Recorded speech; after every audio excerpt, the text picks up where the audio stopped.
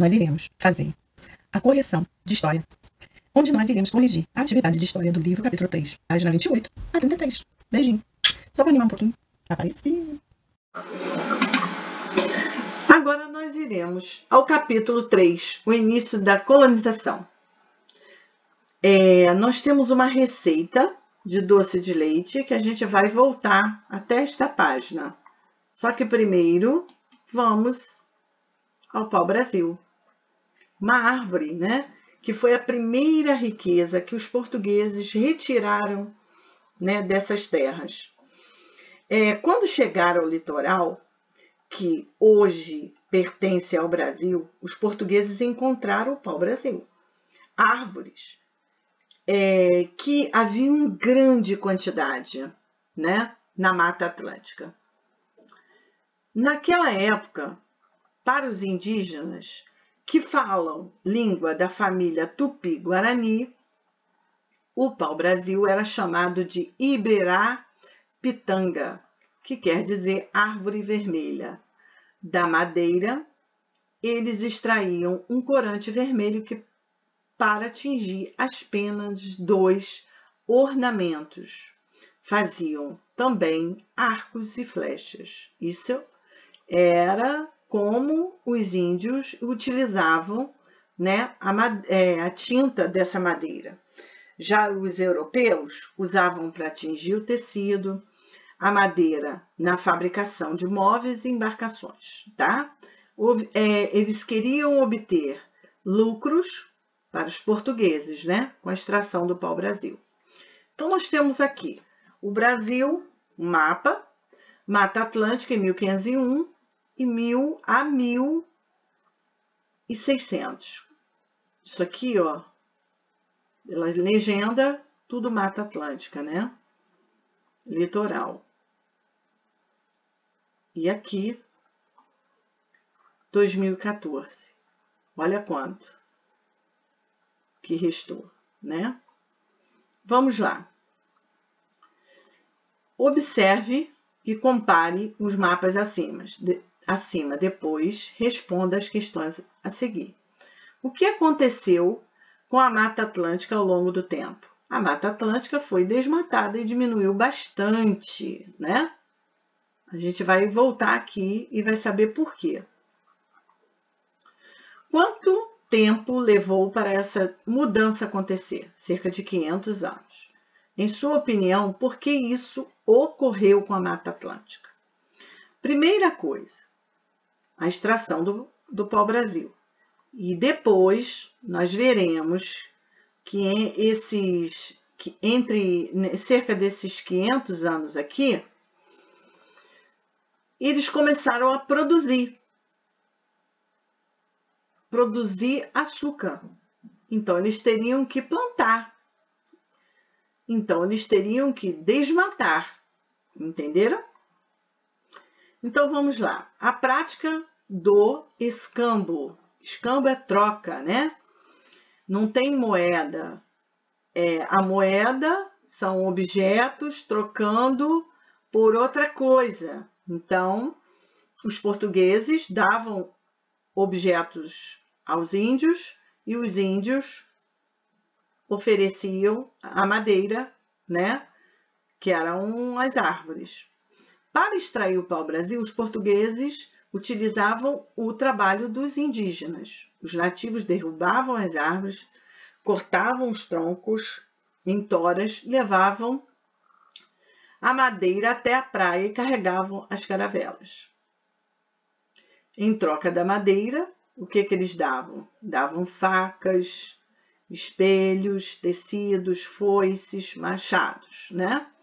E olha que eles usavam a própria ferramenta para destruir o ambiente deles, né? Para armazenar as toras de madeira que seriam levadas para a Europa, os portugueses construíram ao longo do litoral feitorias, né? Construíram galpões aqui.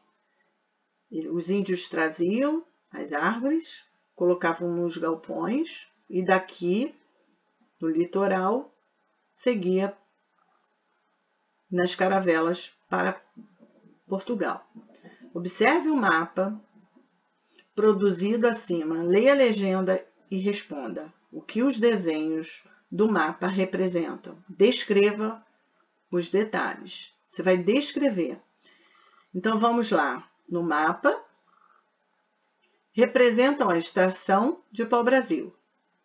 São os indígenas que fazem o trabalho. Nas matas, há rios, pássaros e macacos. No oceano, há caravelas, tá? Em sua opinião, a prática de trocar um serviço ou um objeto por outro ainda existe? Em caso afirmativo, dê um exemplo, tá, pessoal? Cultivo da cana. Aqui a gente vai ver que nessa época era muito comum os franceses e holandeses invadirem o litoral para extrair pau-brasil também. Então, para resolver o problema, o que os portugueses fizeram? Decidiram colonizar e decidiram fazer isso de forma efetiva. Como? Ocupar o litoral todo plantando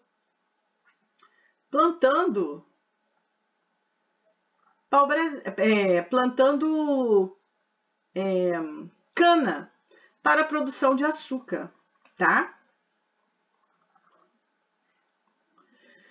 Esse produto foi escolhido por quê? Porque, primeiro, ele era valorizado.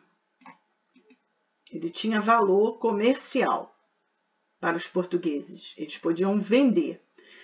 Ele já dominava técnicas, ele já tinha o conhecimento de como se produzia e de como vendia isso, né?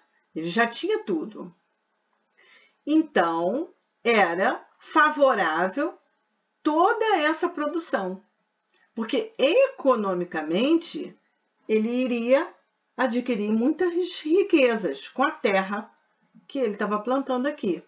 E outra coisa, as terras do litoral era favorável, tanto o clima como era fértil para a cana, ok?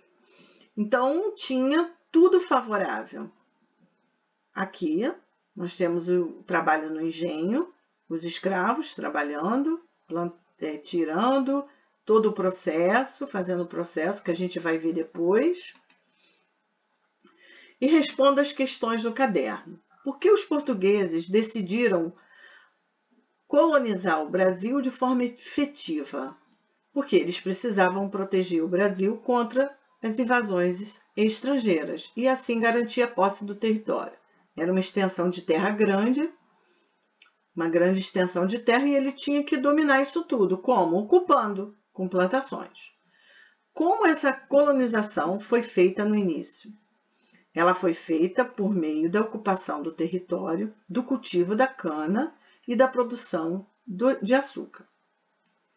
Por que o açúcar foi escolhido para ser produzido no Brasil? A gente vai entrar naquilo que a tia tinha falado aqui, grifado, tá? Porque o açúcar era um produto muito valorizado na Europa. Os portugueses já tinham conhecimento sobre o cultivo da cana e a produção do açúcar, e o Brasil apresentava condições climáticas favoráveis para isso, e a terra era fértil, tá? Como se cultivava a cana? Os africanos escravizados traziam todo o trabalho, faziam todo o trabalho de cultivo da cana, trabalhando de 14 a 17 horas por dia, sob vigilância constante dos feitores. Primeiro, eles derrubavam parte da mata. Depois, com enxadas ou arados, preparavam a terra para plantar as mudas.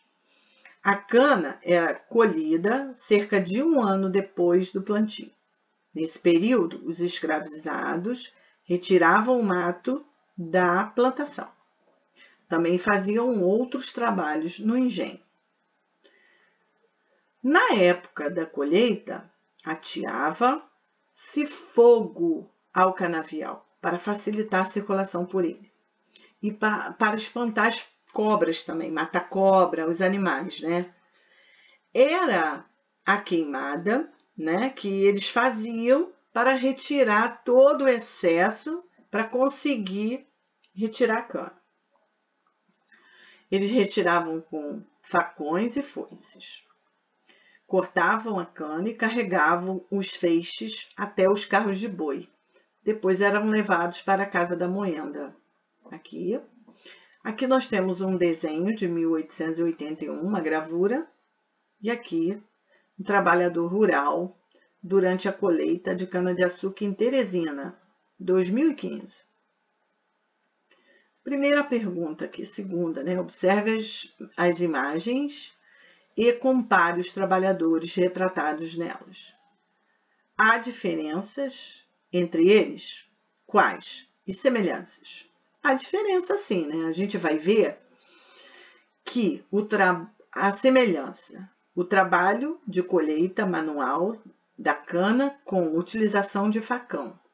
Diferença: na foto atual, o trabalhador usa equipamentos de proteção, como botas, uma espécie de capacete, capuz e luvas. Na gravura, os escravizados usavam apenas calções e estão descalços, ok? Há uma diferença no equipamento, né, de proteção. Aqui, ainda se fazem queimadas no Brasil. Algumas são feitas em áreas já desmatadas, para facilitar a atividade agrícola. Outras para desmatar o local. Muitas são ilegais. O Instituto Nacional de Pesquisas Espaciais, o INPE, realiza um monitoramento, observação das queimadas por meio de imagens produzidas por satélite. Vamos lá, converse com os seus colegas e responda. Qual é a importância do monitoramento das queimadas? O monitoramento é importante para que as autoridades possam controlar os riscos ambientais das queimadas, como o desmatamento e a poluição, bem como para punir os crimes contra o meio ambiente. O trabalho na produção do açúcar. Na casa da moenda, a cana era espremida para se extrair seu caldo. Este era transformado em recipientes de madeira para a casa das fornalhas.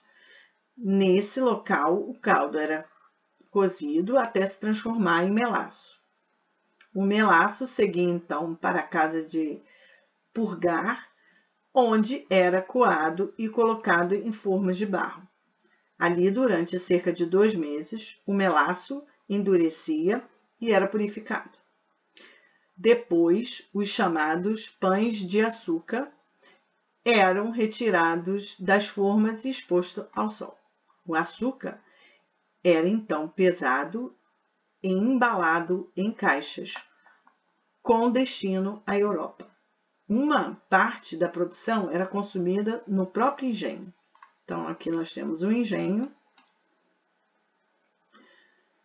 Observe a imagem acima. Associe as letras de cada etapa da produção do açúcar no engenho às legendas a seguir. Vamos lá, vamos. Colheita. B. Aqui. Moagem da cana para extração do caldo. A. Aqui. Cozimento do caldo para obtenção do melaço. C. Separação do pão de açúcar. Então, vai ficar A, B, C, D. Vai ficar B, A, C, D. Ok? Vamos para a outra. O engenho.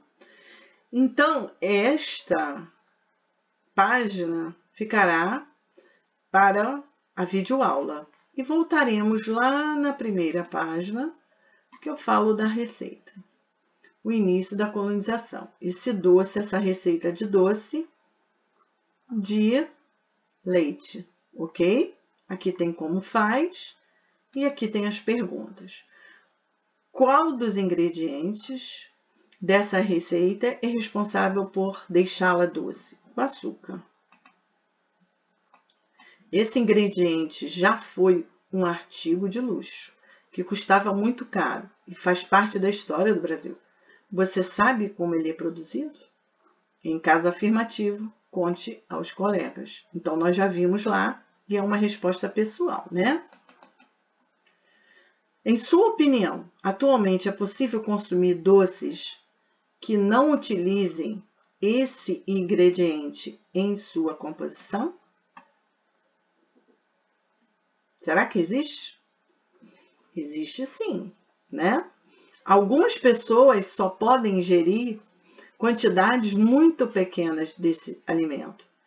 Você conhece alguém com esse tipo de restrição alimentar que não possa comer açúcar? É uma resposta pessoal também, ok?